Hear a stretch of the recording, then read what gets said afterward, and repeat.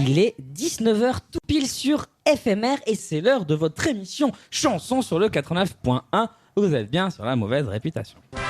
La mauvaise réputation. Ben c'est quoi? C'est de la chanson, des textes et d'autres trucs. Ah et c'est quand? Absolument toutes les semaines, tous les mercredis. À quelle de heure? 19h à 20h. Et où? Sur FMR 89.1. Ok. Et bonsoir à tous, peu nombreux finalement, parce qu'on a perdu pas mal de personnes sur la route du voyage finalement. Ils ont très peu voyagé, hein, mais c'est juste que je pense que je m'adresse à Michel, vous ne voyez pas parce que c'est de la radio, mais je pense que Tom est avec son enfant.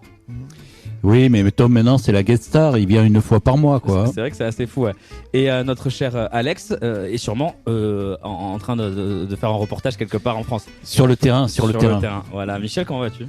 Et ben, ça va très très bien. Et il y a même Didier qui est pas là. Et ça, ouais. Les auditeurs le savent pas, mais c'est un peu embêtant pour la préparation de l'émission.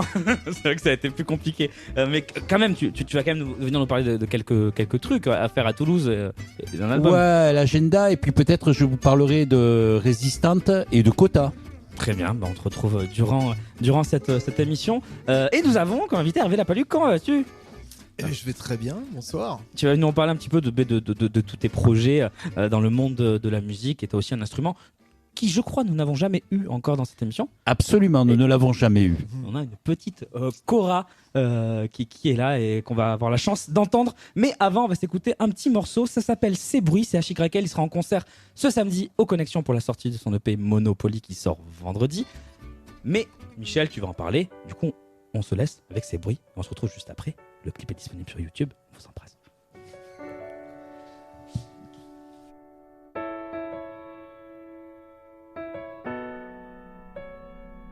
Ce qui annonce le message que t'attendais et ce coup de téléphone que t'aurais voulu ne jamais décrocher. Les roues du skate du gamin qui part à l'école, les acouphènes qui persistent, même après l'alcool. La sale voix du voisin qui fait chier à faire du rap et les dans les mains à la fin du spectacle. Les sons qui gênent, qui énervent, ceux des doigts qui font des fautes. Les bruits des lèvres de celle que t'aimes sur les lèvres d'un autre. Le bruit de la cigarette qui envahit les bouches. Le son qui te reste en tête depuis que t'es sorti de la douche. Les klaxons, la cloche du bus, le chant de la pollution. La télévision du gars du dessus, l'horloge de merde de ce salon.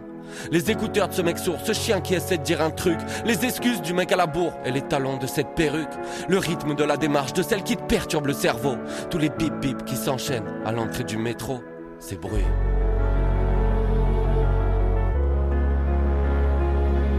C'est bruit.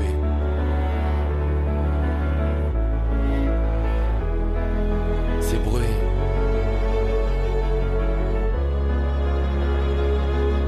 C'est bruit.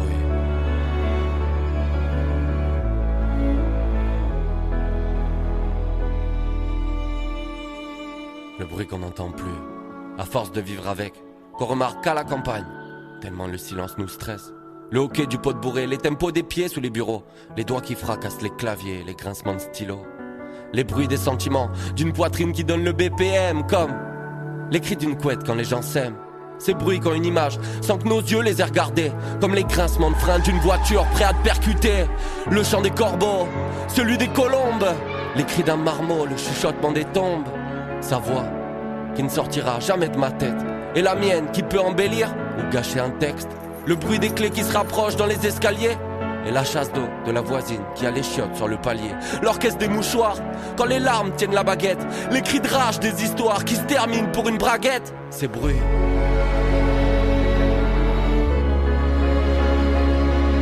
C'est bruit.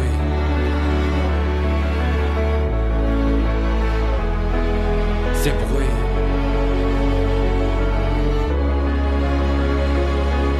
C'est bruit.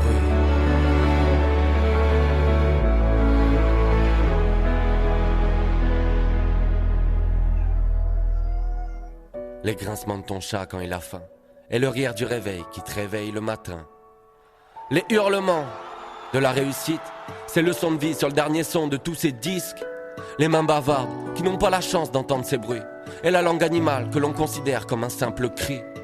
Les pleurs de la pluie, le rire du soleil, la chorale de l'insomnie, le brouhaha des mauvais rêves, c'est qui rythme notre génération à l'apéro, c'est pour remplir les bédos, c'est qui allume le cancer. C'est silence après ces bavures policières. La course des tondeuses le dimanche après-midi, la voix stridente des courageuses, la tête en bas dans les manèges, les discours en manque de chance dans les wagons du métro. La respiration de la nuit, tu sais, quand tu te lèves tôt.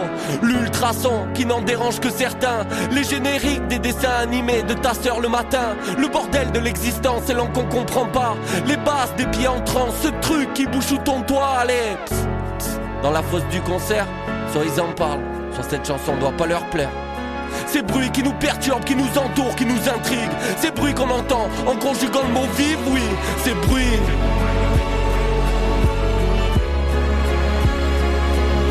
Ces bruits.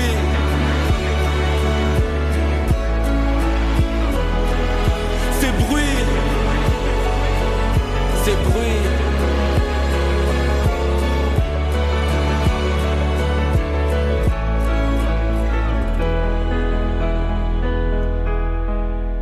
Ces bruits.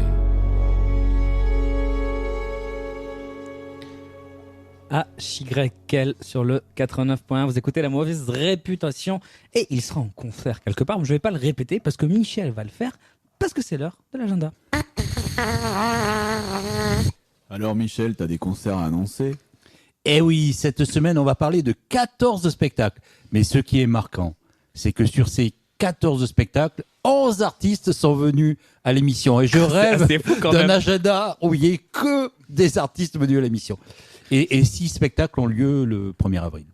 Et c'est pas une blague. Et c'est pas une blague. Dans le Tarn, le samedi 1er, David Lafort, venu à l'émission, sera en version qu'il appelle Boom Boom, en duo guitare-batterie, au Café du Bord du Monde à Salvagnac. En Ariège, toujours le samedi 1er, Julie Sharp, en duo au Relais de Poche à Verniolle. Elle est venue 3 fois à l'émission, une fois en spectatrice et la dernière fois sans son agenda. En Haute-Garonne... C'est vrai.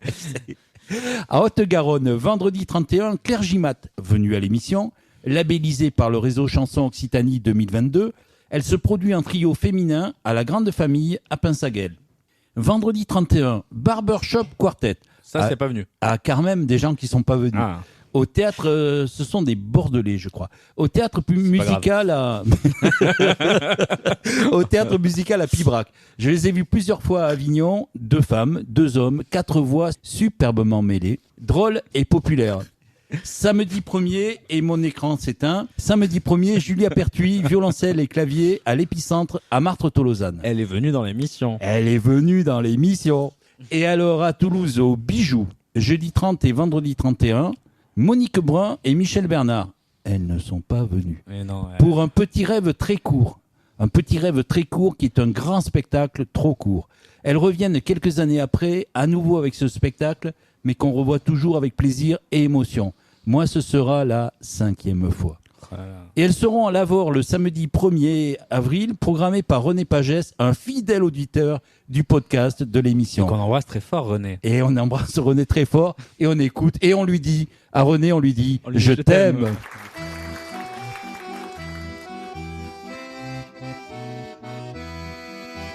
Je me fous du cours du dollar, je me fous des jeux de hasard.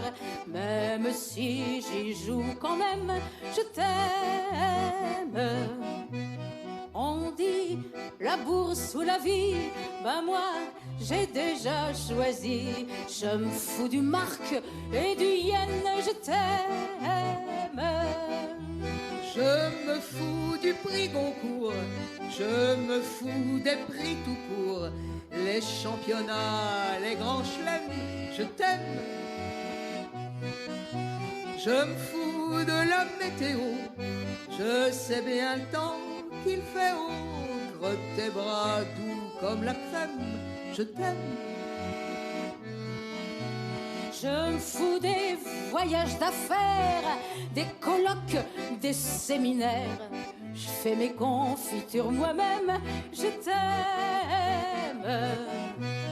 Les conquérants, les gagneurs, ça me fait vomir, ça me fait peur. Je sais pas quelle folie les mène, je t'aime. Si le bousille, ce qui restait des jardins qu'on habitait, s'ils tarissent nos fontaines, je t'aime. d'amour, on mourira chacun son tour. Y a que ça qui me pose vraiment problème. Je t'aime. Qui de l'autre fermera les yeux quand tout finira comme de petits feux qui s'éteignent? Je t'aime. Et qui de nous choisira paumé interflora la couleur du chrysanthème? Je t'aime. Je me fous pas mal des oracles. Les abrutis du zodiaque disent que t'es pas dans mon thème. Je t'aime. Tu vois, on peut rien prévoir. Et puis je me fous de savoir tout ce que je sais, devine toi-même. Je t'aime. Tout ce que je sais, devine toi-même. Je t'aime.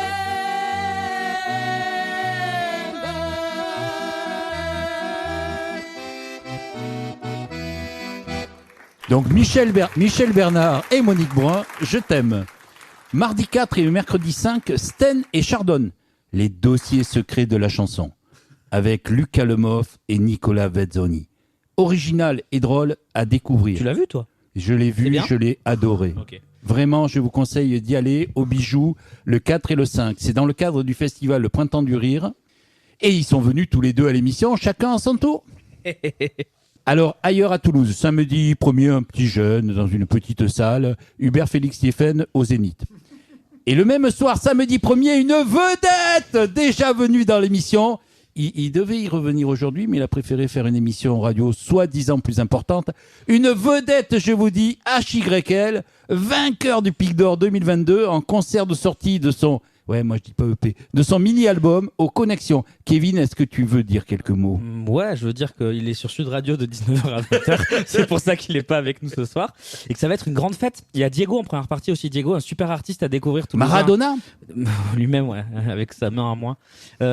Diego, un super artiste, tout jeune, il a 20 piges, mais c'est vraiment très très bien ce qu'il fait. Et du coup, il est en ouverture d'HYL. Et après, il y a HYL avec son nouvel mini-album Monopoly, son premier surtout.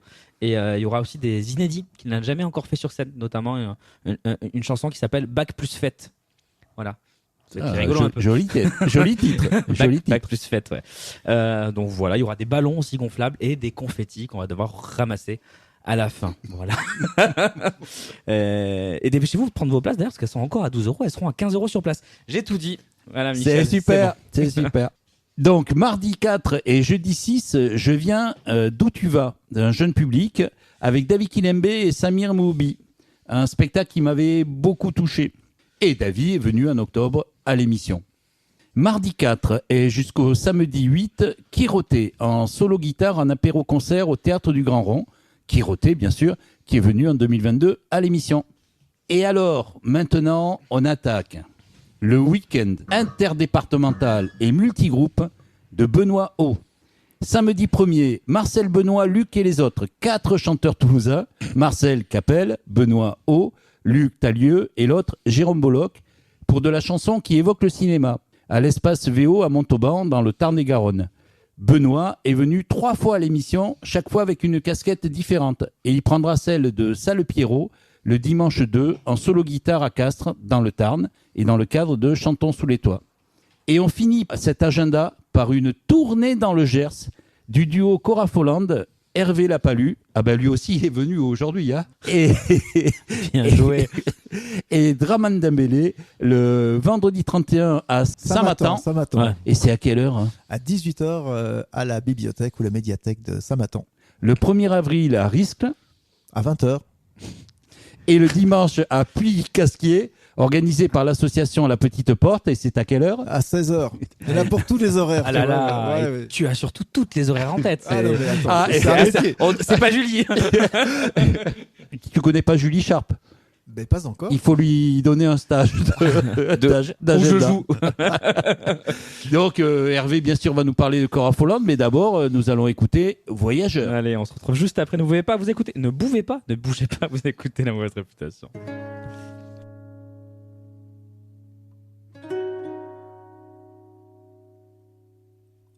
Tamalela,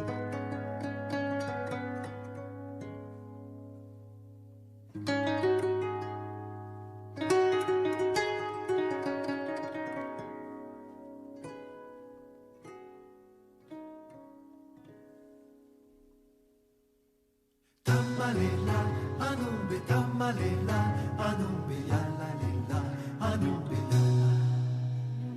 Tamalela, anombe tamalela, anombe yala lela, anombe yala. L'autre jour, une dame dans le tram m'a dit: vous êtes un voyageur. Ah bon? À quoi vous voyez ça?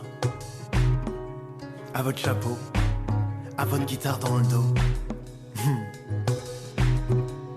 C'est pas une guitare, c'est une kora, une harpe du Burkina. Mais vous avez raison. Ouais, je suis un voyageur.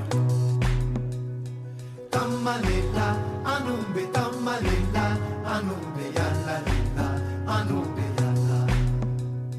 Tamalela, anombe tamalela, anombe yala lela, anombe yala. Je vais de ville en ville, de pays en pays. J'aime dormir chez des gens que je ne connais pas. J'aime entendre des langues que je ne connais pas. Et j'aime poser mes doigts sur des instruments que je ne connais pas.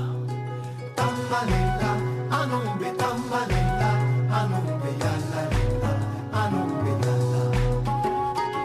Je n'emporte avec moi que 2 sacs. Un pour donner, un pour recevoir. Tamalela, anombe tamalela, anombe yala lela, anombe yala. Et toi aussi tu es un voyageur. Toi aussi tu vagabondes. Tu vadrouilles, tu musardes, tu regardes, tu écoutes, et tu entends, tu apprends, et tu fais provision. Tamalela, anombe tamalela, anombe yala lela, anombe yala. Tu fais provision. Tamalela, anombe tamalela, anombe yala lela, anombe yala. Je vais de ville en ville, de pays en pays, et je fais provision d'histoire, de mots, de musique, de visages, de paysages. Et le lendemain, ici ou là, un peu plus loin, je les partage.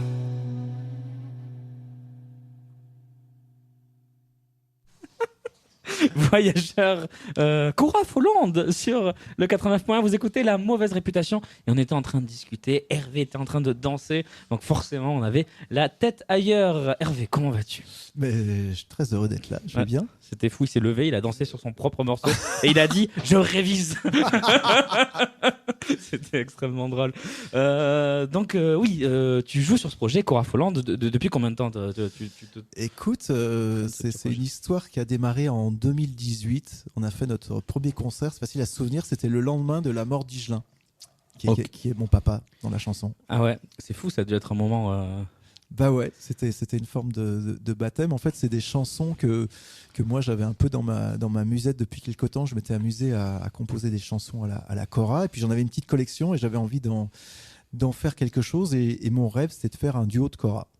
Donc il y a 2 koras sur scène. Cora Folland, c'est 2 koras. Au départ, c'est ça. Donc j'ai rencontré Draman Dembélé qui joue de la kora, je dirais, entre autres, et qui joue aussi des percussions, donc il y a un musicien issu d'une grande lignée d'une famille de griots, donc de musiciens depuis des générations, et donc il joue de la kora, il joue beaucoup du kamelengoni. Quel est le kamelengoni? Ouais, le kamelengoni ou le dosangoni, c'est des instruments qui ressemblent à des koras mais dans le grave. Ok. Et un peu plus pentatonique, donc il joue ça sur scène. Et surtout son instrument, il joue toutes les percussions magnifiques comme le tama qui est le tambour d'aisselle, ou le bendré qui a une grosse calebasse avec une peau dessus. Mais surtout son instrument, c'est la flûte peul, la flûte traditionnelle peul qui joue, qu'on entend là sur le morceau qu'on vient d'écouter, et dans laquelle il chante aussi. Il chante dans sa flûte. D'accord, donc on attend tout ça sur scène.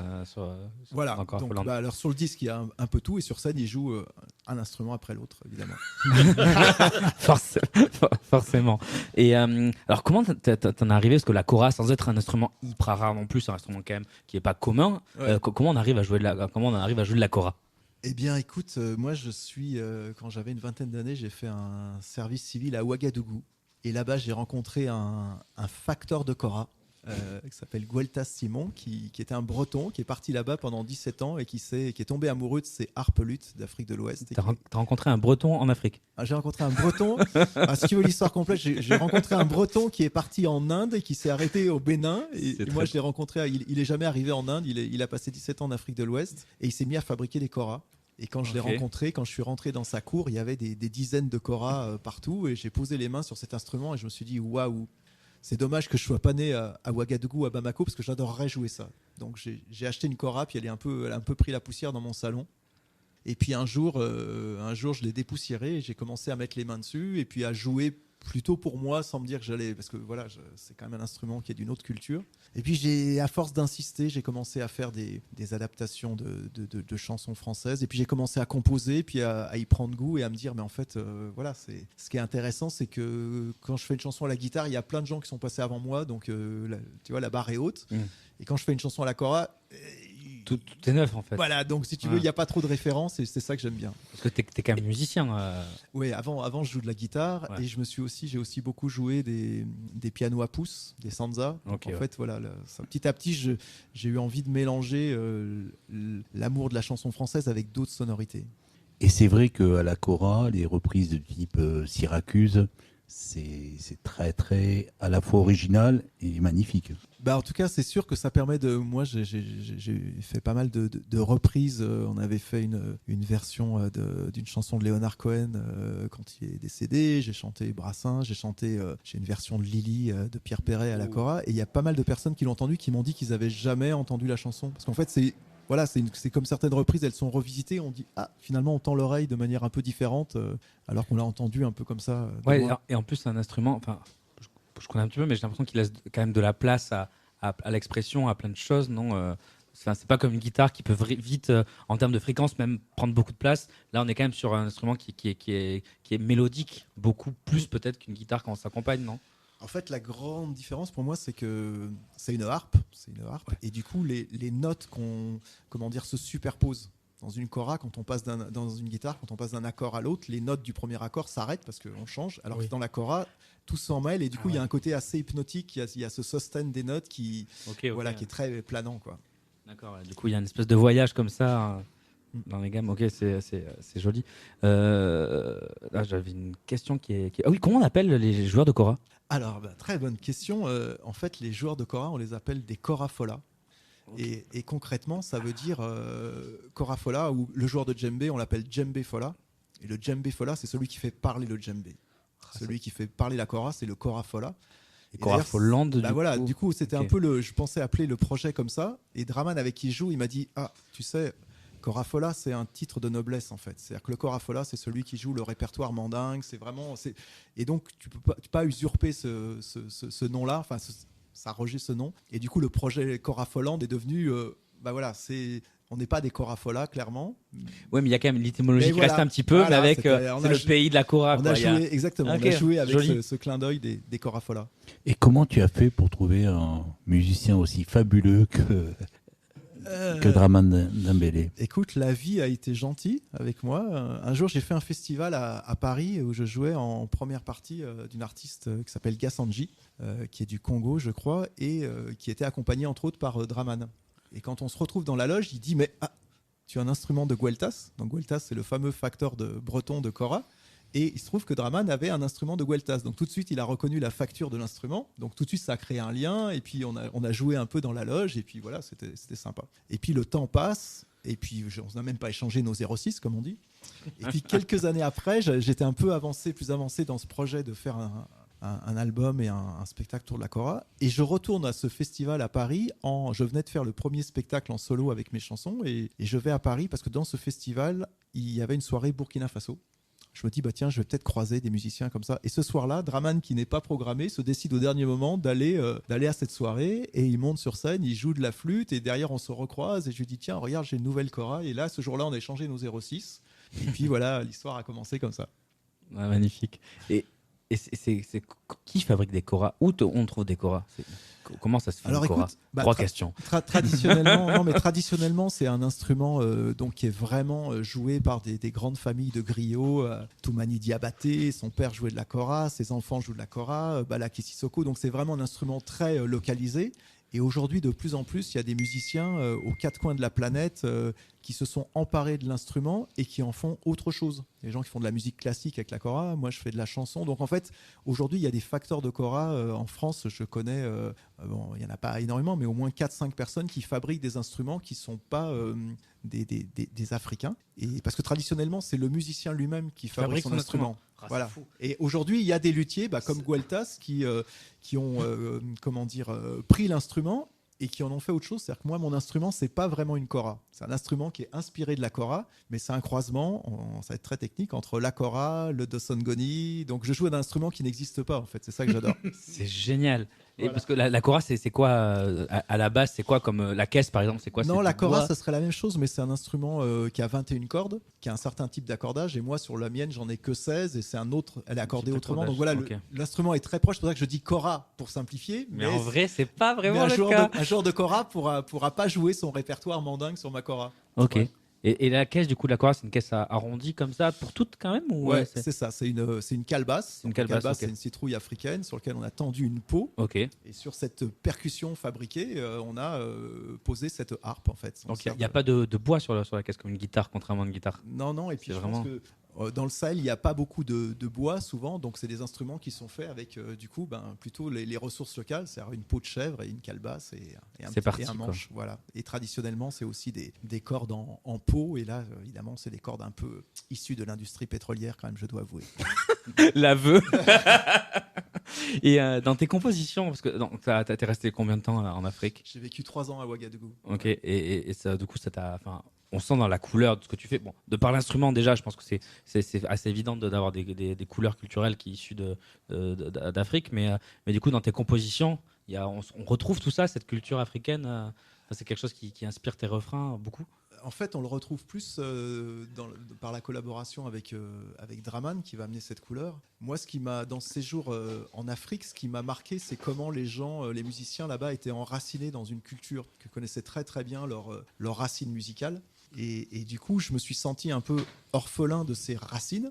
En rentrant, je me suis dit, mais moi, j'adore cette musique-là, mais je suis pas né ni à Ouaga ni à Bamako, donc je me suis dit, c'est quoi mes racines en fait? Et c'est là que en rentrant en France, je me suis intéressé de près à la chanson française. C'est là que j'ai commencé vraiment à écouter Brassens, Brel, Bobby Lapointe, etc., de Trenet, en me disant, en fait, j'ai écouté ça vaguement quand j'étais gamin, mais c'est toujours là, et c'est la musique dont je peux m'emparer en fait. Il faut que je parte de là pour ensuite aller à la rencontre, éventuellement métisser ces racines avec, aujourd'hui, j'ai un projet avec un artiste de hip-hop, j'ai ce projet avec Draman, mais parce que je me suis nourri, je me suis imbibé de mes racines, en fait, chansons. Ouais, c'est intéressant. C'est comme, en fait, en Afrique, je pense que la diffusion de la musique est vachement plus orale que peut-être en Occident, mais finalement, nos racines restent la chanson, en fait, qui sont diffusées via les radios. On l'oublie presque, en fait, peut-être que c'est nos racines, parce que ça paraît vachement plus marketé, quoi. Peut-être. C'est-à-dire qu'aujourd'hui, je pense, moi, quand j'écoutais de la musique quand j'étais gamin, il y avait pas beaucoup de chaînes de télé.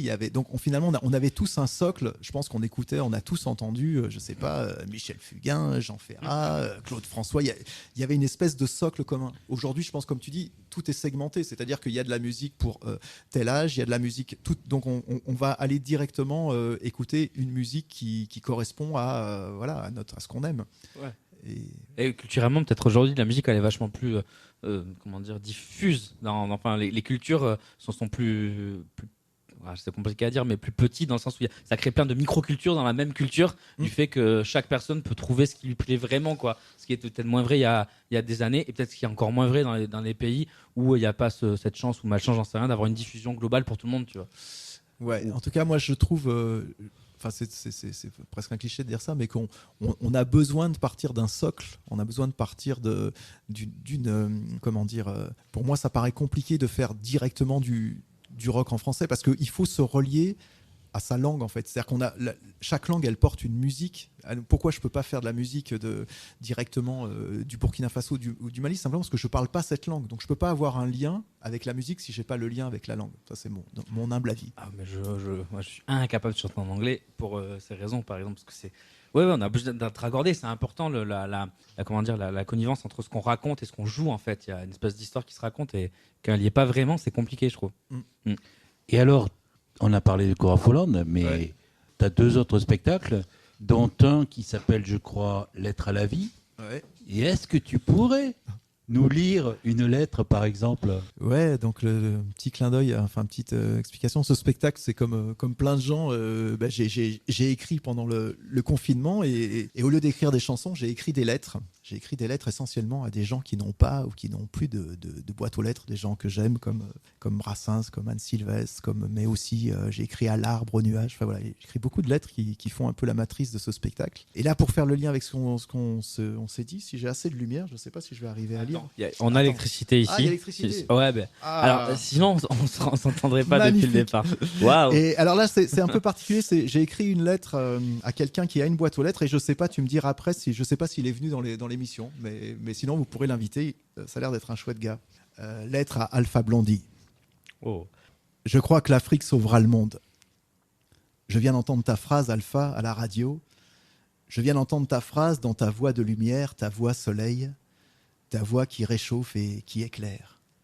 Quelques minutes avant, sur la même radio, une autre voix sèche, une voix replie, une voix âpre, une voix leçon, une voix guerrière, une voix je sais et je vais vous montrer, une voix solitaire.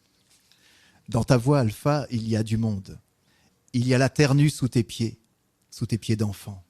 Il y a des cris, il y a la vie, la pluie, le vent, les voyages dont tu rêvais et ceux que tu as faits. Les milliers d'humains rencontrés qui ont chanté sur tes lèvres. Dans ta voix, il y a ta grand-mère, celle qui te racontait des histoires dans la cour. Tu dis, c'était mon soleil. Tu dis, c'était mon livre. Et je t'écoute et je reprends vie. Je retrouve un brin d'espoir et le chemin des mots pour encore y croire. Tresser brin à brin la fraternité. L'Afrique sauvera le monde. C'est ce que j'ai ressenti dans ma chair en vivant à Ouagadougou ces 3 années lointaines, ces 3 années d'adulte débutant. L'Afrique sauvera le monde parce que la fraternité n'y est pas gravée dans la pierre, mais dans les cœurs. Que celui qui se croit un individu autonome et accompli, autosuffisant, bien vite se fane et se flétrit. L'Afrique sauvera le monde parce qu'on y apprend aux enfants autant à rire, à danser et à chanter qu'à lire et à compter. L'Afrique sauvera le monde parce que les grands-mères et les grands-pères y vivent, y vieillissent et y meurent à côté des enfants. L'Afrique sauvera le monde car même après qu'on ait laissé ses enfants se noyer dans la mer, même après qu'on ait grillagé nos frontières, elle nous ouvrira sa porte. Elle ne saura faire autrement. L'Afrique sauvera le monde et j'espère que c'est dans pas trop longtemps. Merci Alpha, toi tu as déjà sauvé ma matinée. Yeah. Oh, merci. Merci beaucoup pour ce joli texte. C'est une super idée d'écrire des chansons à des gens qui n'ont pas forcément peut-être, mais en tout cas écrire des chansons, des lettres comme ça. T'en as écrit beaucoup? J'en ai écrit beaucoup parce que le confinement a duré assez longtemps et que j'avais un ou 2 rendez-vous hebdomadaires. Donc j'ai écrit ça un peu comme des chroniques. Et en fait, je me suis aperçu qu'avec beaucoup de gens, on parlait d'Higelin tout à l'heure, mais avec Brassens, en fait, c'est des personnes que je chante depuis très longtemps et avec qui j'ai une forme de conversation. C'est des gens qui sont dans mon intimité, donc je pense que j'ai une espèce de conversation secrète avec eux et j'avais jamais mis cette conversation par écrit. Là, tu l'as faite. Et du coup, là, tout d'un coup, un jour, je me suis dit, lettre à Georges, et j'ai commencé à lui parler et lui dire tout ce que je lui devais, lui dire que j'aimerais bien qu'il soit là pour m'en chanter une nouvelle. Enfin, voilà, je trouve que la lettre, comme dans cette lettre que je viens de lire, c'est un outil très simple parce que c'est un peu de l'ordre de la conversation. C'est pas des lettres où il y a une recherche esthétique. Pour moi, voilà, c'est une conversation qui passe par le papier. Ouais, tu discutes, c'est presque une carte postale en fait. Voilà, exactement. Donc ça va, quoi. Donc ça ouvre enfin en tout cas moi ça m'a ouvert un champ vers l'imaginaire qui est très simple et qui a commencé même avant le confinement. Quelques mois avant, j'ai perdu ma grand-mère avec laquelle j'étais très lié et ma manière de rester en lien avec elle, ça a été de lui écrire, de commencer à lui écrire. Donc ça a démarré comme ça. Ok, super. Et donc ça donne quoi ce spectacle que je n'ai pas vu, Lettre à la vie. Que tu verras bientôt, j'espère. Eh ben, écoute, à un moment donné, dans une conversation avec un journaliste que je ne citerai pas, mais qui est dans la salle aujourd'hui, donc voilà, il me pose un jour la question, mais ces lettres, tu vas en faire un spectacle? Et je lui réponds, bah non, c'est absurde, je vais pas lire 15 lettres les unes à la suite des autres. Et voilà, et puis le temps fait son œuvre, et puis tout d'un coup je me dis mais en fait il faut que je fasse un nouveau spectacle, et qu'est-ce que j'ai comme matière? La seule matière nouvelle que j'ai, c'est ces lettres, et donc j'ai commencé à réfléchir, à me dire comment je vais faire pour faire spectacle à partir de textes qui sont pas des textes de spectacle, qui sont des chroniques un peu radiophoniques. Ouais. Et t'as réussi? Je me suis dit, il va falloir mettre certaines lettres en musique, il va falloir que certaines je vais les lire, certaines je vais les apprendre, et puis je vais intercaler des chansons. Donc j'ai commencé à fabriquer le spectacle dans ma tête, et puis j'ai joué ça. Là aussi, c'était assez étonnant, assez étonnant. Du coup, c'est un spectacle qui est assez intime, qui parle beaucoup de ma famille, et ma fille qui devait pas venir, ma grande fille qui a 24 ans là, la semaine dernière, me dit finalement je viendrai, et puis le soir elle me dit, parce que là je suis hyper angoissé, je dis pourquoi t'es angoissé? Elle me dit t'as pas écouté la radio? Je dis non, des fois je passe à la radio mais j'écoute jamais la radio. Elle me dit voilà, il y a la guerre en Ukraine, et en fait j'ai joué la première de ce spectacle le premier jour de l'invasion en Ukraine, et du coup c'est comme à nouveau un petit élan de fraternité et de paix. C'est mon acte à moi pacifique par rapport à d'autres actes qui le sont beaucoup moins. Ok, c'est super, ça donne très envie de voir le spectacle, hein. C'est une super tant mieux. En fait, c'est fou d'ailleurs qu'en écrivant ces lettres, et je trouve ça beau de pas se dire ça pourrait faire un spectacle, parce que c'est magnifiquement beau de se dire on s'adresse à des gens qui n'ont plus de boîte à lettres, ou à des gens à qui on ne pourra jamais s'adresser, et je comprends Michel, ce journaliste, de t'avoir posé cette question, parce qu'elle est bienvenue, quoi. Clairement, ces lettres que j'ai écrites et que je continue d'écrire parfois à ma grand-mère, c'était mon dialogue intime, et c'était pas du tout fait pour être partagé. Et au fur et à mesure où je le partage, je m'aperçois à quel point ça résonne, parce que finalement, on vit tous des deuils, on vit tous des séparations. Il y a des lettres où je m'adresse à la peur, il y a des lettres où je m'adresse à mes enfants. Donc finalement, c'est des choses très universelles qui sont dans mes mots à moi, mais qui vont résonner chez plein de personnes. Mais je crois vraiment, si on veut parler à autrui, il faut parler de soi. Et quand on arrive bien à le faire, c'est assez fou comment des mots peuvent résonner. Et en fait, en ayant cette chance que tu as de pouvoir écrire et de savoir le faire, mais du coup, je pense que tu écris à la place de plein de gens qui n'ont pas cette chance, et tu réveilles en eux des choses qu'ils aimeraient dire, et ça crée des sensations qui sont juste universellement très agréables, je pense. Non, c'est chouette. Et puis c'est vrai que même si ces lettres ne sont pas des chansons, je pense que je ne veux pas m'empêcher d'avoir une certaine musicalité avec les mots. Donc c'est des lettres, mais en même temps, c'est des lettres qui sont pas faites pour être lues, qui sont vraiment faites pour être orales. En fait. Voilà. C'est assez fou, parce que oui, c'est de la prose, mais c'est de la prose chantante, en fait, parce que 2-3 fois, tu as des rimes qui apparaissent, tu vois, et c'est assez fou quand ça arrive, et c'est super agréable à écouter, en fait, et à entendre. Mais ça veut dire que éventuellement tu aurais une lettre que tu pourrais jouer à la Kora? On peut essayer ça. Je te propose de jouer une lettre avec alors on va essayer. Je vais prendre la Kora. Donc du coup je suis un peu intimidé. Donc ça c'est une vraie première mondiale. On va voir comment ça se passe. Donc je vais prendre la Kora. Michel, il est ravi. Il adore les inédits. Voilà.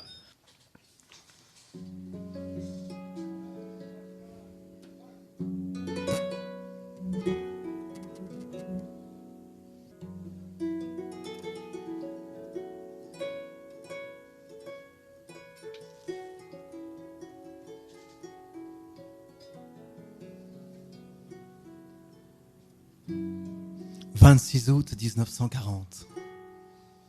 Une femme enfante. C'est ta mère. C'est ta maman. Toi, tu ne le sais pas encore, tu es dans la tourmente. Une femme enfante, elle se tord, elle se plie, elle crie. C'est ma mamie. Je l'imagine difficilement sans ses cheveux gris. C'est une jeune femme, une jeune maman déjà. 4 ans auparavant, elle a vécu le miracle une première fois. Un enfant a poussé dans son ventre et en est sorti dans les larmes et les cris.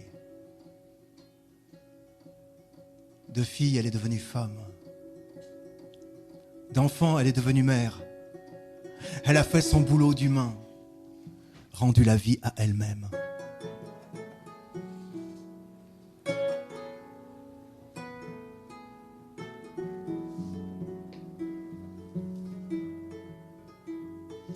26 août 1940, une femme enfante. J'écris sa chanson au hasard. Je ne sais pas qui est dans sa chambre, ni où se trouve sa chambre. Est-elle à l'hôpital? Est-elle chez elle? Et le père de l'enfant qui vient, est-ce qu'il fume? Est-ce qu'il se ronge les ongles? Est-ce qu'il se mange les mains? Et le frère de l'enfant qui vient, qui déjà mange et marche et parle, est-il à l'école ou chez une tante? Pendant que la femme enfante. Pendant que la femme enfante, la vie continue partout dans la ville. Les boulangers boulangent, les couturières cousent, les cafetiers servent le vin au verre aux ouvriers à la montée, aux ouvriers à la descente. Les cerceaux roulent dans la pente sous les cris des enfants. Oh.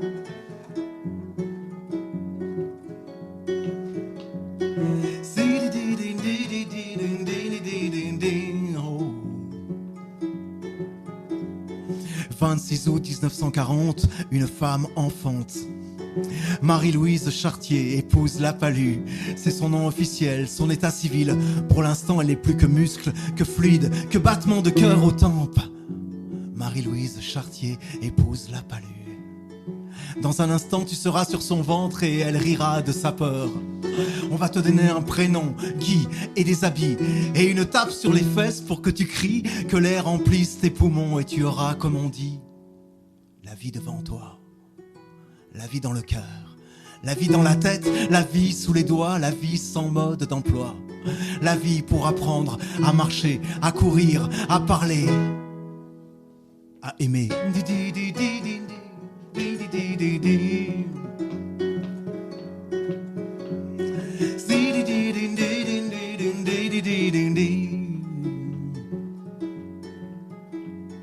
26 août 1940, une femme enfante.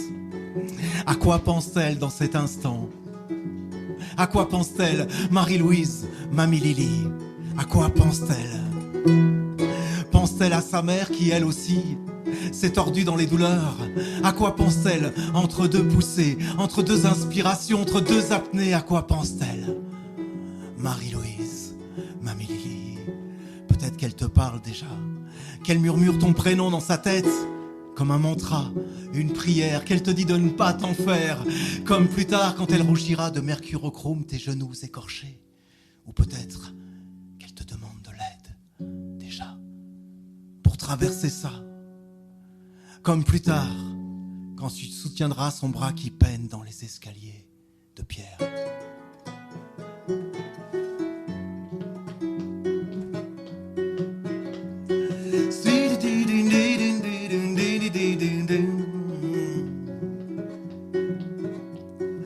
26 août 1940, une femme enfante. Dans cet instant, dans cette microseconde, elle n'a plus de nom ni d'état civil. Elle est le vent, elle est la vie, l'arbre qui plie et qui fleurit. Elle est la rivière glacée sous les pieds, elle est le poème dans la classe. La voix qui chante, la femme qui enfante à des années-lumière de là. Elle est le café en terrasse, le feu qu'on allume devant les yeux éblouis. Elle est le baiser dans le pré, la course essoufflée, les caresses qu'on invente, l'attente, les retrouvailles, l'attente, les trahisons et les pardons, l'amour qui serpente comme l'eau têtue entre les pierres, la vie qui a rendez-vous avec la vie dans le ventre océan de la femme qui enfante.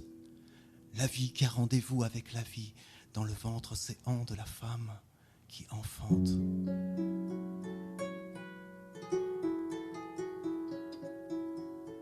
La vie qui a rendez-vous avec la vie.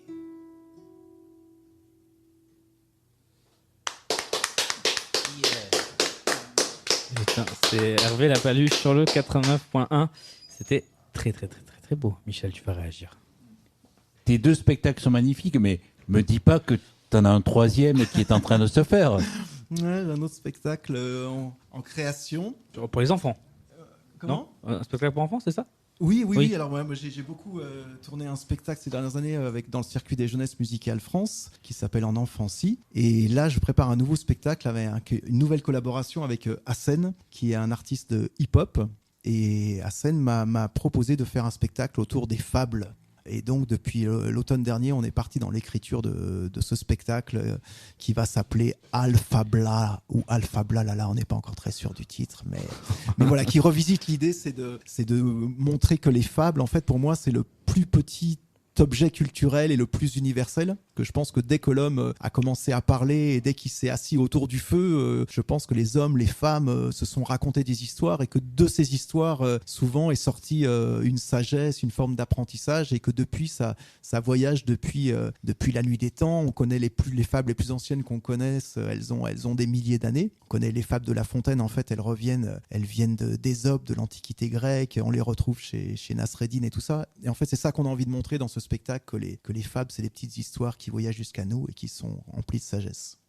C'est fou d'ailleurs que l'être humain réussisse à se passer comme ça, pendant des milliers d'années, des histoires. Ouais, par exemple, c'est les histoires qu'on connaît, les fables les plus célèbres, comme la cigale et la fourmi, le chêne et le roseau, le corbeau et le renard, c'est des histoires qu'en effet ont à minima 2000 ans. C'est fou. Mais pas pour ça. Enfin, les personnages en 2000 ans, ou c'est juste le sens profond? Toute l'histoire. Par exemple, chez Ésope, je crois, c'est pas la cigale et la fourmi, c'est la fourmi et l'escargot. L'escargot, c'est une espèce de scarabée. Donc des fois, ou bien le chêne et le roseau, c'est le roseau et l'olivier. Donc si tu veux, oui, c'est exactement la même histoire. C'est exactement la même histoire. C'est fou. Voilà. Par exemple, l'histoire de. Moi, il y en a une que j'aime beaucoup, c'est chez La Fontaine, c'est le meunier, son fils et l'âne, et on trouve exactement la même histoire chez Nasreddin. Donc en fait, c'est exactement la même. Évidemment, il y a des variations, mais en gros, l'histoire de le meunier, son fils et l'âne, c'est quoi qu'on fasse, finalement, les gens vont toujours parler dans ton dos. Donc fais ce que tu veux. Donc voilà. En fait, ça c'est fou. C'est juste des schémas sociétaux qui existent depuis longtemps, qui ont été mis, qui ont été écrits et qui traversent les âges en fait. Et c'est pour ça que l'idée de faire un spectacle pour les enfants, parce que les fables de La Fontaine, c'est très beau, mais c'est un peu ardu. C'est la langue du XVIIe siècle. C'est ce qu'on apprend à l'école, des fois un peu dans la douleur. Et l'idée là, c'est de les rendre un peu fun. Voilà. Là, on a réécrit, par exemple, nous là, on a réécrit le corbeau et le renard en version. Voilà, le corbeau et MC Renard, tu vois, c'est revisité un peu. D'accord. Et est-ce qu'il n'y aurait pas, aujourd'hui, qui écrit ces fables? C'est intéressant. Est-ce que ça serait pas des auteurs comme toi et comme le corbeau et renard, peut-être qu'il a besoin de sa version 2022, tu vois. Mais je pense que c'est pour moi, en fait, on s'empare de ces fables comme comme des musiciens peuvent s'emparer de thèmes de jazz. C'est-à-dire qu'en fait, c'est des thèmes universels et on peut les revisiter. À la fois, il y en a certaines dans le spectacle où on va être totalement fidèle au texte de La Fontaine. D'autres, on va prendre juste l'histoire. D'autres, ça nous inspire. Donc, c'est vraiment se dire, on s'empare de cette matière pour dire aux enfants, c'est important les histoires. C'est important. C'est un spectacle aussi sur la transmission, sur le fait de dire, ces histoires, c'est des histoires pour grandir en fait. Après, on peut remettre en cause. Moi, par exemple, il y a de nombreuses années, j'ai réécrit La cigale et la fourmi, dont je trouvais la morale assez infâme. Et donc, j'ai écrit un texte. C'est vrai que la morale est horrible. Voilà, la fourmi et la cigale, où j'ai pris la fable et j'ai fait ma version, quoi. Voilà. Ça donne envie de l'entendre. On a parlé un peu de ta musique. Et qu'est-ce qui te motive à écrire? C'est pourquoi tu écris? Parce que tu t'aimes, c'est quelque chose qui t'anime, a priori. C'est quoi la motivation, la flamme? Je crois que j'ai toujours aimé déjà lire des histoires. J'ai grandi, je suis encore aujourd'hui, mais j'étais un lecteur très tôt et j'ai toujours aimé ce voyage que permettent les mots en fait. Et à partir du moment où on se nourrit, c'est comme pour les chansons, c'est-à-dire on en écoute, puis un jour on en a tellement écouté que ah ouais, mais on a envie, tiens, il en manque une. Je vais essayer de. Là, tu vois, par exemple, la lettre que je viens de vous faire ou la lettre chanson là, sur la naissance, je me dis, finalement, j'ai pas entendu beaucoup de chansons qui racontent cet acte de la naissance. Sûrement que ça doit exister. Michel, qui connaît bien mieux la chanson que moi, on en parlera après. Mais je me dis, tiens, parfois, il y a. C'est-à-dire que chaque être est singulier. Et a besoin d'exprimer, c'est comme une fleur en fait. Chaque fleur, elle a à peu près la même graine dans une espèce, mais suivant si elle pousse dans cette terre, si elle pousse à l'ombre, si elle pousse sur un rocher, elle va donner un truc un peu différent et elle a besoin de s'exprimer. Je pense qu'un être humain, avec les mots, c'est un peu pareil. Moi, je m'empare d'une matière que tout le monde a, mais j'ai un petit truc à dire qui est singulier. Ouais, c'est comme si tu étais un médium un médium vers lequel tout transplaner toute ta vie, tout ce que tu as écouté, vécu, et du coup tu en ressors des mots. Et j'aime bien l'idée de la chanson qui manque. Alors on a écouté tellement de chansons que celle-là elle n'existe pas, quoi. J'ai un ami chanteur qui s'appelle Chris Le H, je sais pas si tu connais. Oui, absolument. Voilà. Et l'autre jour il m'a dit cette phrase, j'ai adoré, il m'a dit en fait moi je suis un compost. Et c'est-à-dire que C'est rigolo. Et quand tu m'as dit ça, je dis oui, c'est exactement ça. Oui, C'est-à-dire c'est très juste. on transforme tout ce qu'on ingère, et puis à un moment donné, il y a une graine qui va sortir du compost. Et, tiens, je savais pas que ça allait produire ça. Et Bernard Joyer dit beaucoup de choses. Tout a été écrit, tout a été dit, mais pas par moi. Oui, c'est ça. Ah, c'est rigolo. Et puis, je pense pour moi, il y a une forme de jubilation dans l'acte d'écrire. Et donc je vois pas pourquoi je m'en priverais. Et puis, cette dimension de la transmission, c'est-à-dire que moi, je travaille aussi depuis très longtemps avec l'enfance. Et donc, je me sens dans un rôle de passeur. Pourquoi on fait ce spectacle sur les fables, ou pourquoi j'ai envie de faire un spectacle jeune public? Je pourrais faire juste les lettres. En termes économiques, ça me suffirait pour vivre, ou juste Cora Folland. Mais je trouve que adresser des choses à l'enfance en disant emparez-vous de ça, c'est facile d'inventer des histoires. Inventer des histoires, apprenez-les. Pour en apprendre, pour en inventer, il faut apprendre celles qui existent, parce qu'à un moment donné, ça va être votre matière. Donc il y a un côté un peu responsabilité de passeur.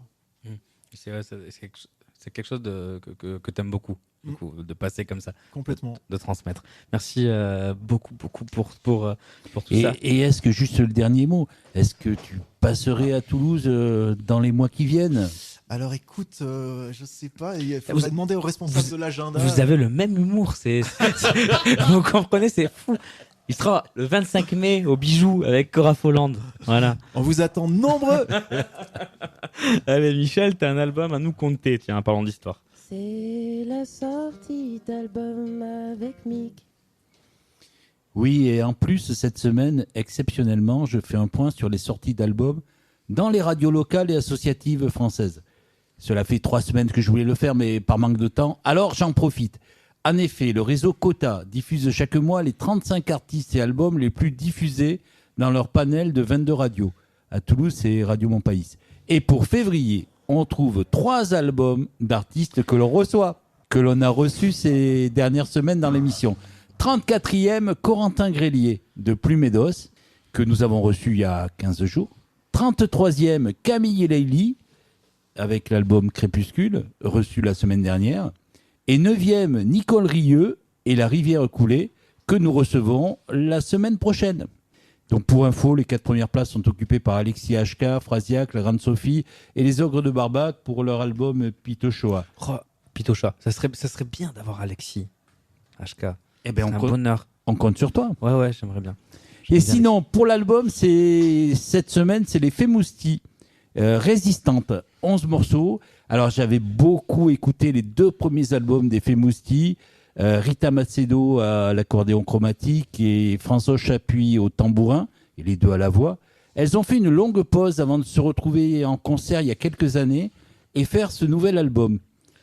Françoise est partie, malade d'un cancer le fin janvier, et l'album est sorti le 10 mars. L'album se nomme Résistante et on écoute Résistante, écrite par François Chapuis.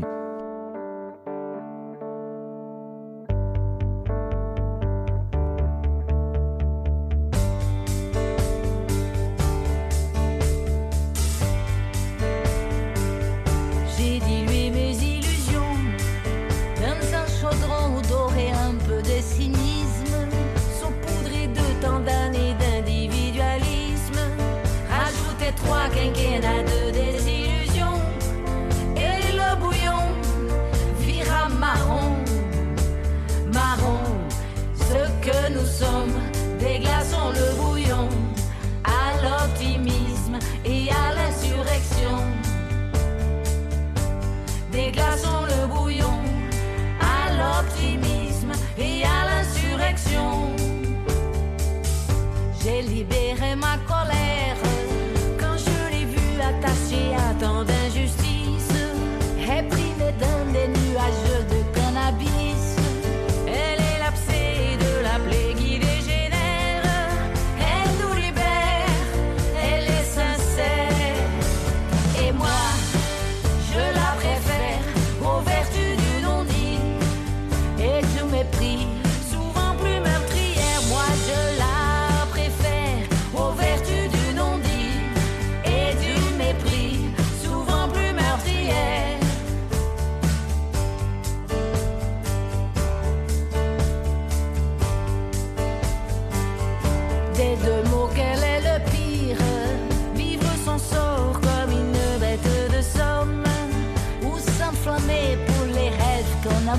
jaune. Dans les deux cas, le face n'est pas garanti, mais à vivre digne, on s'enrichit. Alors, fini le règne du grand sur le petit, finissons d'être des talents asservis. Oh, fini le règne du grand sur le petit, finissons d'être des talents asservis. Haro sur tous les mensonges, ironisons sur toutes les impostures, ensemble faisons monter la température. Le vainqueur, ça n'est jamais celui qui s'allonge. Vive l'union, elle fait la force.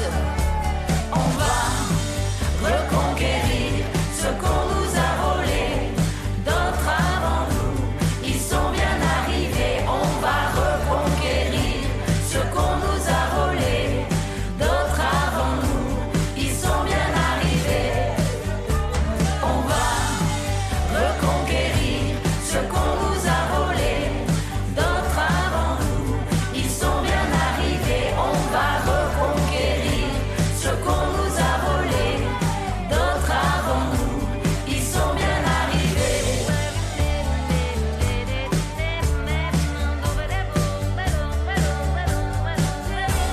On va reconquérir ce qu'on nous a volé.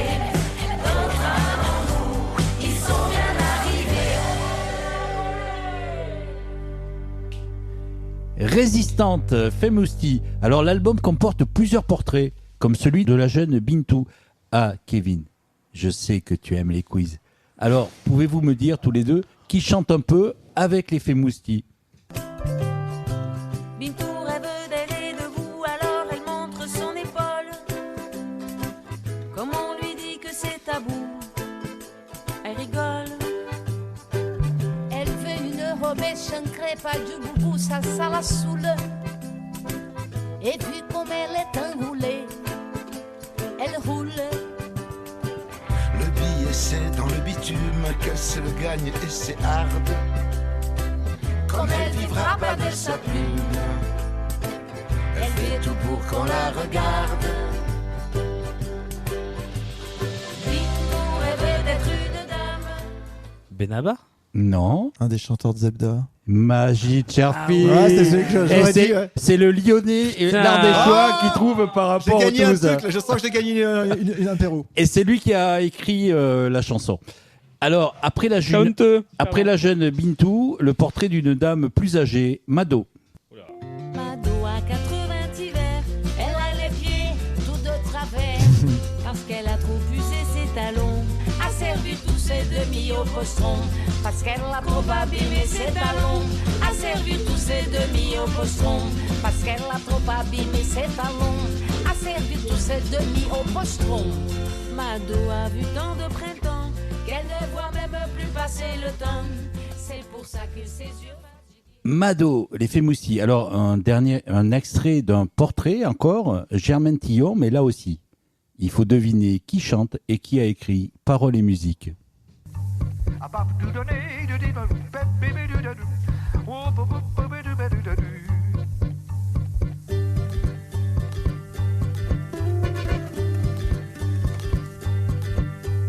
Une chanson pour Germaine Tillon, moitié tilleul, moitié lion. Chanson pour Germaine Tillon, qui ne dort pas au Panthéon. Germaine écrit, traduit, transcrit, pour sa passion, l'ethnologie. Germaine légère, égrène et passe les frontières des oreilles. C'est le pote de Bernard Lubat, Ah, et il est beaucoup plus fort que toi. André Mainviel. André Oui, Mainviel, voilà. Je trouvais pas Allez, le nom. ça. Moi non, mais j'ai reconnu la voix tout de suite. Ouais. Et alors, beaucoup de chansons ont été Dorian, écrites pendant le confinement et sur le confinement, et j'ai bien aimé, et ça sera notre dernier extrait, Confinature. Quelle heure il est? Quel jour est-on?